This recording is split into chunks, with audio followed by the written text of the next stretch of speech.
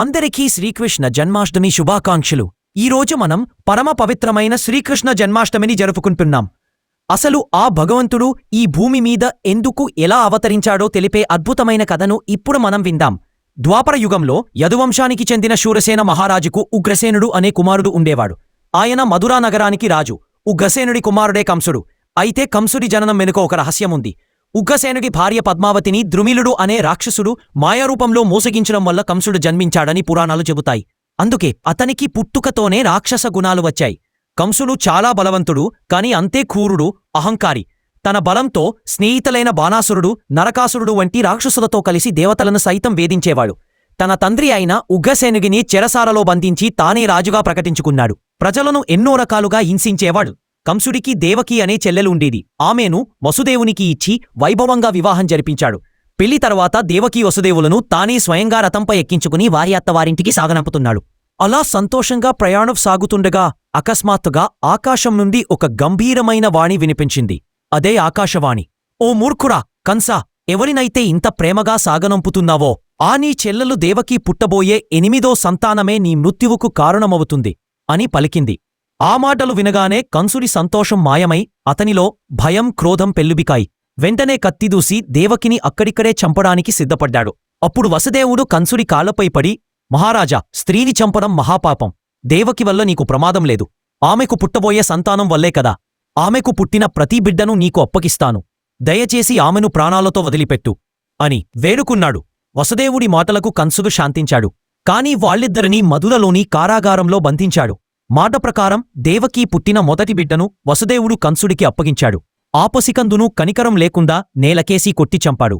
ఇలా ఒకరి తర్వాత ఒకరు పుట్టిన 6 బిడ్డలను కంసుడు క్రూరంగా హతమార్చాడు. 7వ గర్భం సమయంలో ఆ గర్భాన్ని భగవంతుని మాయతో వసుదేవుడి మరో భార్య రోహిణి గర్భంలోకి ప్రవేశపెట్టారు. దేవకి గర్భవతిగా ఉన్నప్పుడు ఆమె ముఖంలో ఒక అనిర్వచనీయమైన తేజస్సు వెలిగిపోయేది. ఆ గది మొత్తం ఒక దివ్యమైన కాంతితో నిండిపోయింది. అది శ్రావణమాసం, కృష్ణపక్షం, అష్టమి తిథి, రోహిణి నక్షత్రమున్న అర్ధరాత్రి సమయం. బయట ఆకాశం నల్లని మేఘాలతో కమ్ముకుని ఉంది. ఉరుములు, మెరుపులతో భారీ వర్షం కురుస్తోంది. కారాగారం చుట్టూ ఉన్న సైనికులందరూ గాఢ నిద్రలోకి జారుకున్నారు. అంతలోనే ఒక అద్భుతం జరిగింది. దేవకీ వసుదేవుల సంకెళ్ళు వాటంతటా అవే విడిపోయాయి. కారాగారం తలుపులు తెరుచుకున్నాయి. ఒక దివ్యమైన వెలుగుతో ఆ గది నిండిపోయింది. ఆ వెలుగు మధ్యలో శ్రీమహావిష్ణువు శంకు, చక్ర, గద, పద్మాలతో చతుర్భుజుడిగా దేవకీ వసుదేవులకు దర్శనమిచ్చాడు. ఆ తల్లిదండ్రులు ఆనందానికి అవతులు లేవు. వారిని చూసి ఆ దేవదేవుడు ఒక సాధారణ శిశువుగా మారిపోయాడు. అప్పుడు ఆకాశవాణి, ఓ వసుదేవా, ఈ బిడ్డను వెంటనే ఇక్కడి నుండి గోకులంలోని నీ మిత్రుడైన నందుని ఇంటికి చేర్చు. అక్కడ అతని భార్య యశోద కూడా ఒక ఆడశిశువుకు జన్మనిచ్చింది. ఈ బాబును అక్కడ యశోద పక్కన పడుకోబెట్టి ఆ పాపను ఇక్కడికి తీసుకురా అని పలికింది.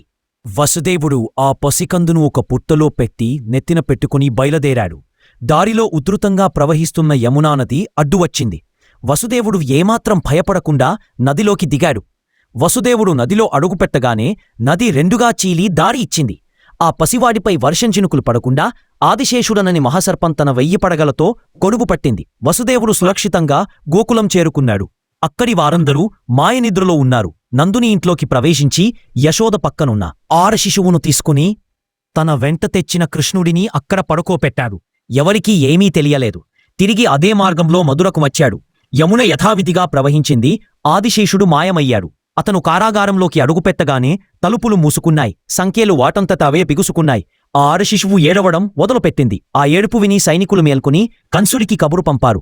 కంసుడు ఆగ్రహంతో పరుగెత్తుకుంటూ వచ్చి ఆ పాపను చంపడానికి ఆమె కాళ్ళు పట్టుకుని పైకి ఎత్తాడు.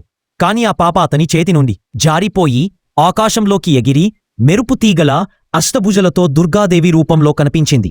ఆమె కంసుడిని చూసి గట్టిగా నవ్వి, ఓడి మూర్ఖుడా, నన్ను చంపితే నీకే లాభం. నిన్ను సంహరించేవాడు ఇప్పటికే గోకులంలో సురక్షితంగా పెరుగుతున్నాడు. నీ చావు తథ్యం అని చెప్పి మాయమైంది. ఆమె మాటలకు కంసుడు భయంతో వణికిపోయాడు. మరోవైపు గోకులంలో నందుని ఇంత ఆనంద కోలాహలం మొదలైంది. ఉదయానే నిద్రలేచిన యశోద తన పక్కనున్న నీలమేఘశ్యాముడిని చూసి మురిసిపోయింది. నందుడికి, గోకుల వాసులందరికీ కొడుకు పుట్టాడని తెలిసి పండుగ చేసుకున్నారు. అందరూ ఆ కన్నయ్యను చూసి పరవశించిపోయారు. లోక కళ్యాణం కోసం, ధర్మాన్ని నిలబెట్టడం కోసం శ్రీకృష్ణుడు ఈ భూమి మీద అవతరించాడు. ఆ కన్నయ్య పుట్టిన రోజునే మనం ప్రతి సంవత్సరం శ్రీకృష్ణ జన్మాష్టమిగా ఎంతో భక్తి శ్రద్ధలతో జరుపుకుంటాం. ఈ వీడియో మీకు నచ్చితే లైక్ చేయండి, షేర్ చేయండి, మా ఛానల్ని సబ్స్క్రైబ్ చేసి జై శ్రీకృష్ణ అని కామెంట్ చేయండి. ధన్యవాదాలు.